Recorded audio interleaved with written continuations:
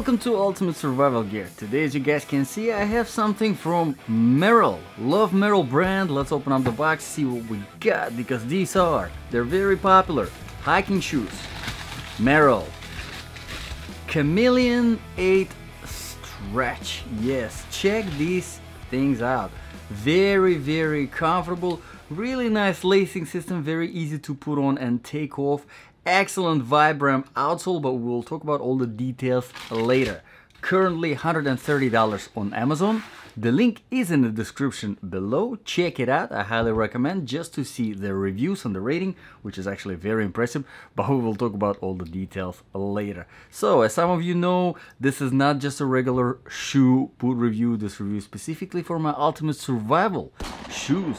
Basically, if this wasn't just your regular hiking shoe, but something bad happened, like for example, right this very moment as I'm making this review, there's a Hurricane Ian going on outside my windows. So, well, depending on how it turns out, I might be in a survival situation. What shoes, what boots would I put on? Well, I have these. Would this be good for my survival situation if I had to leave my house and then walk, run to get to the safety? On the way I had to, I don't know, climb, fight, do whatever is necessary to survive, right? You imagine your survival situation. Would this be good for your survival? Well, how do we make the judgment based? We make the judgment based on 8 different criteria. Let's begin. Criteria number 1, comfort level. And in order to test the comfort level of all the boots and shoes that I review on this channel, I do a 3-mile run and then a 5-mile hike, 5-mile walk. And obviously I have 2 pairs, one fresh, brand new one for the looks, for the tabletop, and then one for testing that I do usually about 2 weeks in advance before I do the video. And like I said, these are very comfortable. A few issues, I will mention all of them, but overall pretty decent comfort level, and there are a few factors that contribute to this comfort level. First one is the weight. Now I have to say, when I just got them, took them out of the box, I expected them to be a little bit lighter. They feel a little bit on the heavier side, but I'm thinking it might be the bulk from the outsole. Let's see exactly. This is size 10. Exactly how light or heavy these are. 15.8. Now, this is not bad, but I would say this weight should be closer to mid-size boots, okay? So for the shoe, it is a little bit on the heavier side. I would expect them to, you know, the shoes to be around 12-13 ounce. Again, not a big deal, but if you're hiking long distance or considering this as a trail running shoe, keep in mind. Alright, let's move on to the outsole flexibility. This is another factor that contributes to the comfort or takes away from the comfort. And here, as you can see, the outsole, even though it's pretty bulky, even though it's very nice quality rubber, it's very flexible. So pretty good. Let's move on to the inner sole. I'm going to take it out so I can show it to you. And as you can see, it is very nicely shaped. Has very nice heel bat, very good arch support. There are some pores at the front for some breathability. Overall, pretty good inner sole. Although keep in mind, it is on the thinner side. There isn't really much cushioning to this inner sole. If you prefer more cushioning, you might want to look around some more or consider replacing this one. Once you remove the inner sole, it goes straight into the harder midsole. Keep in mind, just something for you to consider. Now, whenever it comes to the overall padding, it has this very nice kind of booty going throughout the whole shoe. This thing, pretty good. And for the most part, it's very nice and soft, although when you get to the very front of the toe box, it gets a little bit harder because of this rubber toe cap, which we will talk about later. So overall on the comfort level, pretty good. I don't really have any complaints. One thing I wanted to mention to you, this is a little bit a wider running shoe, so there's a little bit extra space. If you like that, if you have wider feet, you're gonna appreciate it. But if you have narrow fit, it might be a little bit too wobbly, all right, and that can kind of take away from the comfort level. Let's move on to the criterion number 2 now, which is proofing and protection. Now, while these are not necessarily advertised directly as waterproof shoes, because they do have this booty going throughout the whole thing, it does contribute to water resistance. But still, keep in mind, if you want something that is strictly waterproof, Honestly, I would recommend going with a mid-sized boot because just in the shoe, there's just not enough clearance for waterproofing. Now, for the protection, there isn't really much of the protection. Obviously, nothing in the ankles. Nothing much throughout the whole shoe. It's for the most part soft, but you do have very, very good protection from the outsole. And obviously this toe cap right here, it helps quite a lot, especially in the rocky situations. So for the most part, as a shoe, I would say it is very nicely balanced whenever it comes to the protection. Let's move on to the criteria number 3 now, quality and the design features. Quality wise, I mean, you probably heard of Merrell. Merrell is an excellent brand. They know what they're doing whenever it comes to the outdoor stuff. And like I said in the beginning, check out the link in the description below.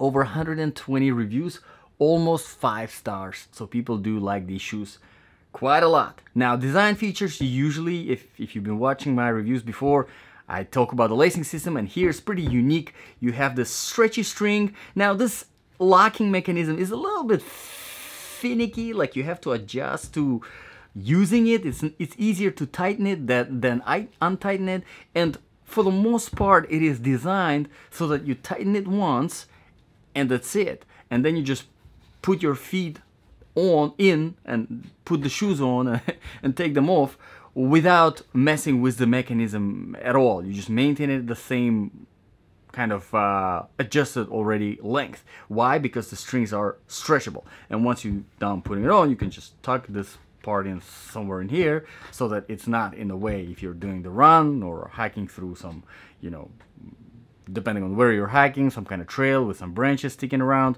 You don't want to trip on anything, so you want to kind of tuck it out of the way.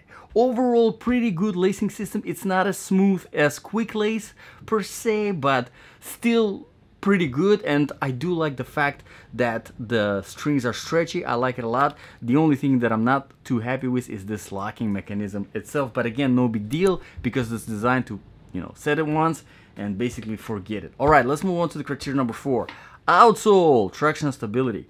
So whenever I do my running and my hiking, I do it on a variety of different surfaces.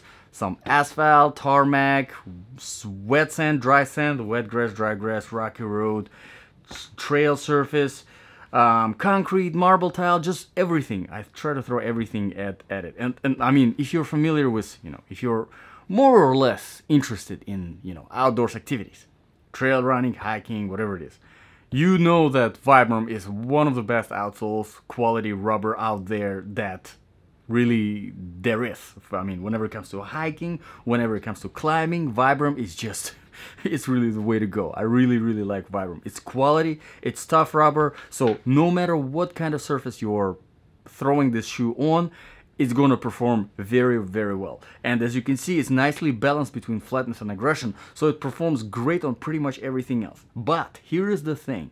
My only, I would say, major complaint that I have about the shoe, and this is, again, it comes down to fitment, it comes down to personal preference, but as you can see, the outsole is quite rounded, all right? And what that does is, it adds a risk of this and basically messing with your stability, all right? So in case if you're getting these shoes for trail running, keep in mind, I would say it really depends on the way you run, on your technique, because you don't want to, because the way I run, usually my feet are going a little bit in and I'm kind of pushing off this way. It's really hard to explain, and if you don't run consistently, it might sound kind of weird, but once you start developing that technique for yourself, you really start noticing the pattern and certain shoes, certain outsoles that work for you and don't work for you. They work for you, don't work for other people, and then they work for other people, don't work for you. Kind of like that. And this one just does not work for me. I would not use this for running because of this roundness in the outsole. And unfortunately, it's the same thing whenever the outsole is rounded like that. In the boots, I'm having trouble with that. Just I don't know. It's kind of weird. But something for you to keep in mind. But overall, if it does work for you, outsole, absolutely. I mean, the quality is fantastic. The pattern is excellent. Okay, let's move on to the criteria number 5, temperature, really quickly. Obviously, no point to talk about cold here. These are more warm weather. Very nice, very, very breathable. Just great overall 3-season hiking shoe. Let's talk about the criteria number 6 really quickly. Sizing. These do run, because they're wider, they do run a little bit kind of more spacious, bigger. So usually I say, hey, get the half a size bigger. Don't get the half a size bigger. In fact, you might even want to get half a size smaller, but again, it depends on the fitment. Try it out. That's why I like Amazon. Amazon link in the description below. You know, if it doesn't fit, you just send back and get a replacement. But let's move on to the criteria number 7 now, balance of application. So if this really was your survival shoe, well, I don't know if you can hear the wind outside. It might be my survival shoe. But no, also, actually, I have my Salomon X Ultra 3 Mid GTX. That's my ultimate survival boot right there. But if this was yours, would this be good for a survival situation? Well, they're fairly light, they're comfortable. As long as they fit you, as long as you prefer that wider fit, you're gonna appreciate this. The quick lace, it's not really quick lace system, but similar. I can call it quick lace for this review. It's very good because, I mean, in survival situations, you don't really have time to sit down, put the shoes on, tighten the strings. No, you just want to slide into the shoe and go. This right here is definitely the case. All right, outsole is fantastic. Just keep in mind the roundness, because it might affect your stability depending on your technique. And the very last criterion here is price. Like I said, $130 on Amazon. The link is in the description below. Decent price for the shoes, although keep in mind there's plenty of serious competition in that price range. In fact, my personal favorite Salomon X Ultra 3 Mid GTX, they are in the same price range, and they have Gore-Tex waterproofing and better traction, better stability. So check out the review. I mean, I have well over 200 reviews on this channel, so I'm sure you will find something that works best for you. Thank you very much, guys, for sticking around. I really appreciate your time. Let me know in the comments below, what do you think about this shoe? What do you think about this review? And if you have any requests for reviews, you can drop them in the comments below as well. I always put the requests on my to-do list, and if I come across that stuff, I do it as a priority. Thank you guys for watching. This was Ultimate Survival Gear. I'll see you guys in the next video.